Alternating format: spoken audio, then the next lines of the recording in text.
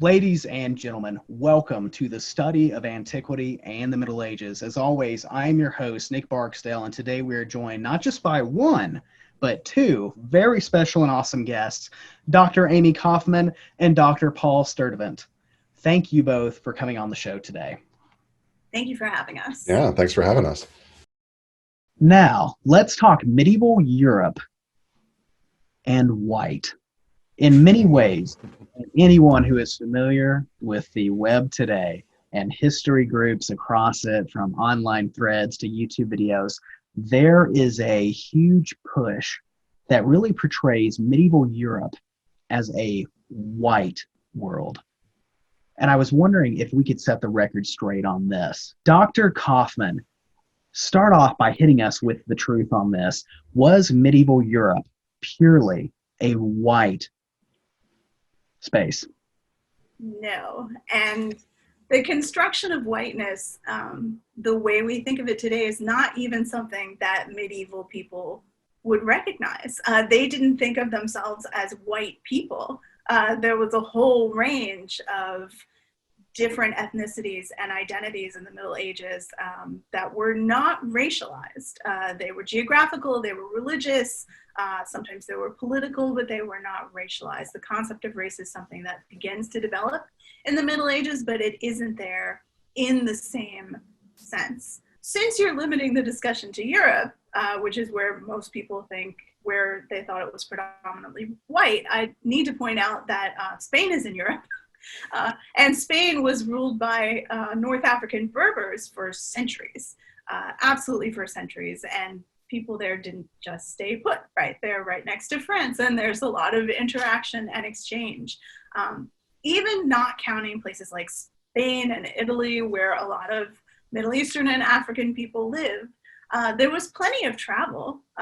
There was negative travel, the Crusades, right? People went back and forth, sometimes had relationships, had children. There were also merchant exchanges where people traveled and settled in England and France. Vikings traveled all over, including the Middle East. We have evidence in literature of encounters with people who were not white. There are Black knights, there are Muslim knights in Arthurian legend. Chaucer has Muslim heroines. So, and Chaucer in particular, and Arthurian legend, they sort of imagine the Muslim court as sort of a parallel, right, of an Arthurian court. So not only are there exchanges and information about contact, but there's not always, I want to use a caveat, not always the prejudice that you would expect to see when encountering people from a different culture. There's curiosity and there's openness and there's interest in a lot of cases. We can talk about the prejudice later if we're going to hit that topic. There's also evidence in art and in religion of an understanding of diversity and encounters with diverse peoples. For instance, to look up the name of the saint, the German Saint Maurice is depicted as Black in art, right? And is popular in a lot of religious iconography in the Middle Ages. Yeah, I field this question about whiteness in the Middle Ages a lot from people. Usually, frankly speaking, let's be real here, hostile white people who feel aggrieved by the very idea that there was diversity in the Middle Ages. And a lot of that, let's again be real, comes from their discomfort with diversity today. So, were there people of color living in medieval Europe? Absolutely, yes. We have ample evidence that people from the whole Mediterranean basin were constantly crisscrossing in and out and through medieval Europe all the time. That they were coming, they were trading, they were living, they were going back and forth from the places that they were born, and they were being born in Europe. We have these incredibly fascinating multicultural societies that really are it's a continuation from antiquity, but it really gets turbocharged in the Middle Ages, where you have, say, the island of Sicily, which is owned by Muslims, then it's owned by Italians, Greek Byzantines, and then it's owned by the Viking Normans, basically, in the 11th century, and they're able to form what is basically a multicultural, equitable society in the 11th century of all times. And so when people ask me, were there people of color living in the Middle Ages, you have to say yes.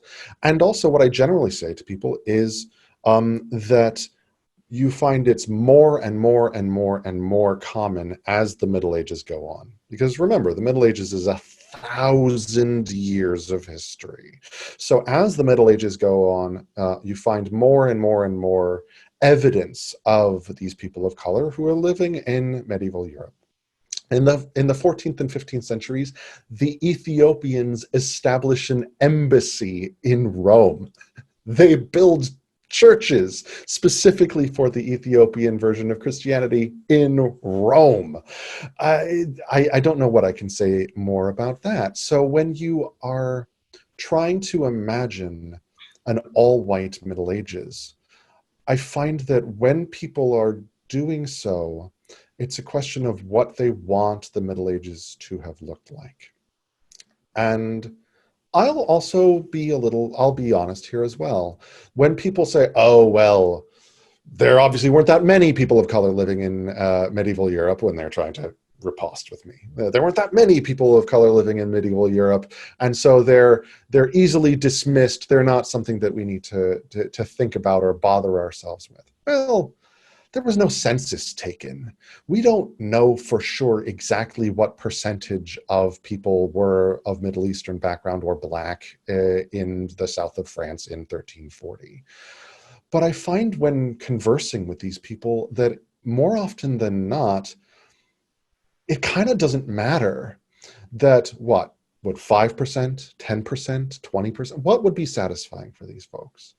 And ultimately, I find that the answer is there isn't actually a percentage that would be satisfying for them, because there's something in them where they need the Middle Ages to be white, because they want to picture themselves as the center of the Middle Ages, rather than as having to share it with people who they may not like today.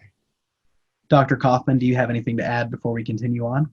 Only that you would really have to shrink Europe down to a teeny tiny little area, but throw in England maybe, Iceland, a little bit of modern France, to find a place where you could even safely say it's predominantly what we would call white, because you certainly can't say that about Southern Europe. You certainly can't even say that about what is now Eastern Europe, because there's so much interchange with Asia.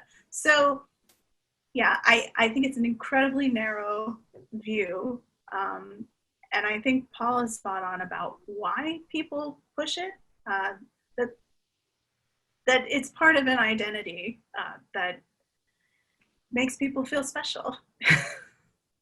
I agree with that. And it's like I always tell people, when it comes to people who have a black and white view of the Middle Ages and they want it to fit their narrative, it's a easy way to shatter that is to point out, like, Mozarabs. It's like, literally, it's not black and white. It's not them and then us. It's like, if you look at them, and especially in Spain, where in reality you've got Christian kings allying with Muslim kings against other Christians. You've got Muslims and Christians fighting on both sides of these conflicts, whether it's mercenaries or because they live there. It's not simple. It's not simple at all. And it's one thing I've never understood is this idea of a purely white Europe, especially when if you look at Iberia, it's so close to Africa, just like ancient Egypt was so close to Canaan. And you've got all these different populations coming in and leaving, even if it's brief, from merchants to people who decide, well, hell, I may as well just stay here. And it's fascinating. It's so fascinating. And that's why I love history, is because it's not simple, even if it makes certain people uncomfortable. And Paul brought up an important point too, which is that most of the places we're talking about in Europe were colonized by Rome.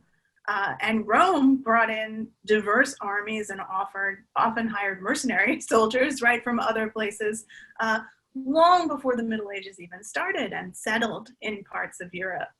So that kind of cultural movement we're talking about in the intersections, that happened long before the Middle Ages even started. And that's so true. I'm glad you brought that up, because we literally have records of Syrians in Roman Britain, right? And that's only going to get more complex. And even the recent studies done where they found Africans in Henry VIII's Navy, right? And so that's just what I'm saying, from the ancient world to now, it's never really been a white only world, and I think that's what makes history even more interesting. And that's why I think it's so awesome, is because you don't just have one group of people achieving everything.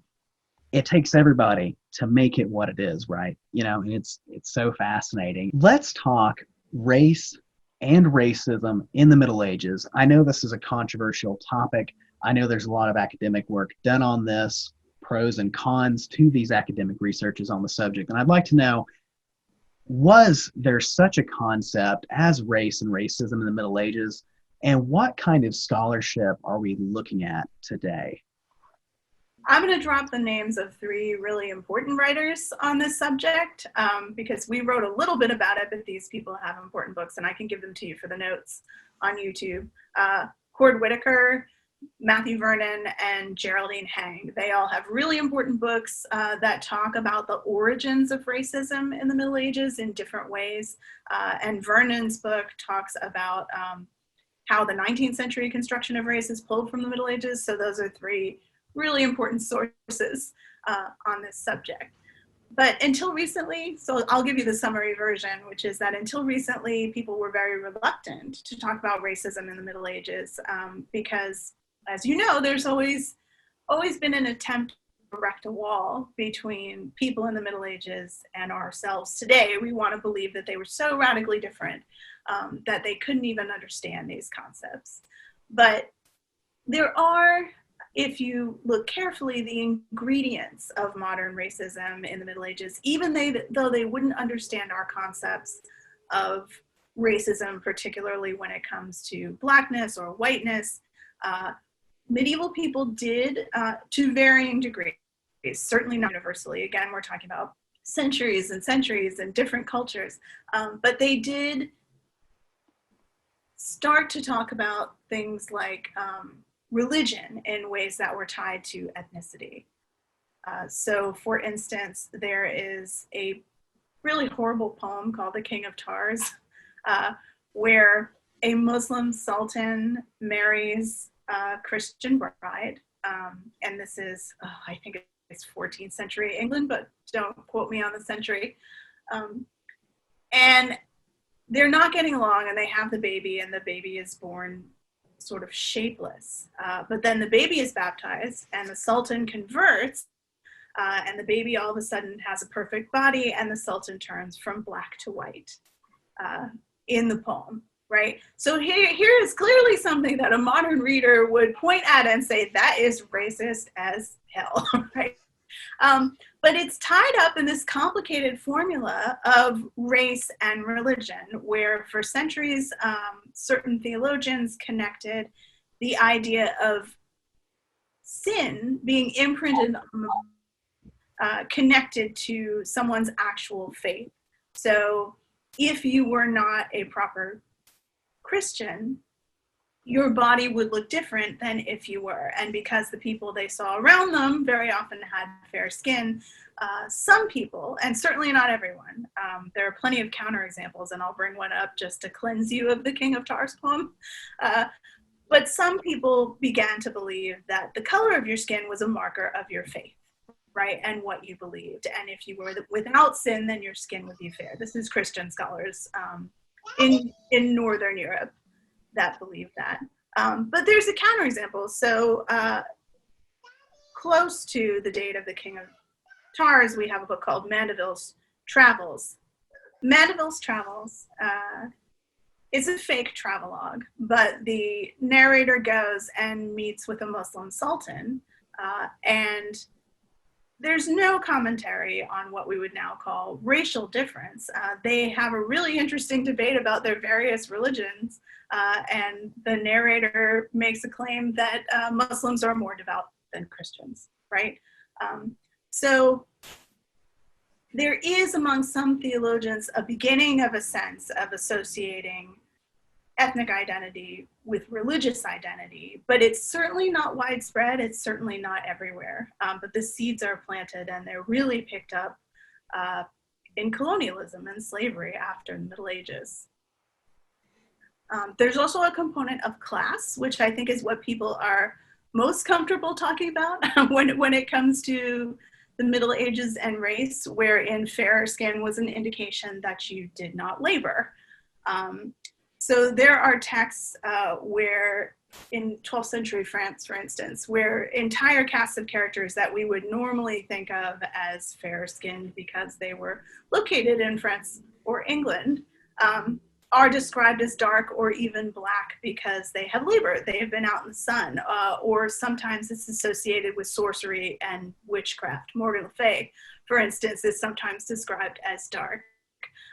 So oftentimes we're dealing with a kind of metaphor that doesn't get turned into a reality until after the Middle Ages. But again, the seeds are there. Dr. Sturtevant, do you have anything to add to this?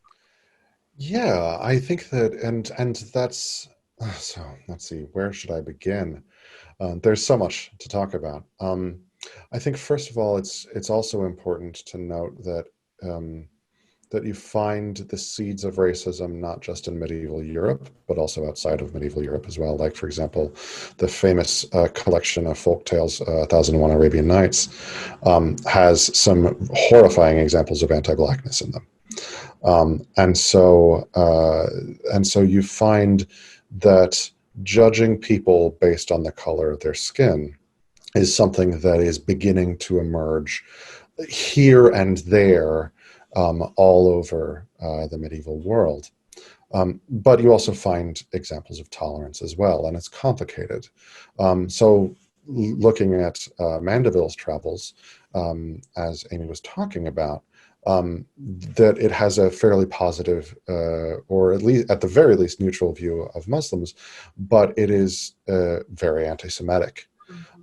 And so there's this understanding, there's this way in which religion was racialized and race was religionized, if you want to put it that way. If you look, for example, at the travels of Marco Polo, when Marco Polo is going around the world and he's describing in sort of very formulaic kinds of ways, that he is talking, that whenever he mentions someone's facial features or skin color at all, it's usually very far down, and the first thing that he always talks about is their religion. And so religion was was the focus of a lot of people's interest, and was the key way in which they would often find reasons to hate other people. And you can see that in a variety of societies around the world. Unfortunately, that's one of the ways in which we today are very medieval. That yes, that we have also constructed this layer of racial identity and hatred, that religious animosity and especially anti-Semitism and Islamophobia, anti-Muslim bigotries, those haven't gone away either. And so, in some ways, you can look at the Middle Ages and you can see the animosities and the hatreds there.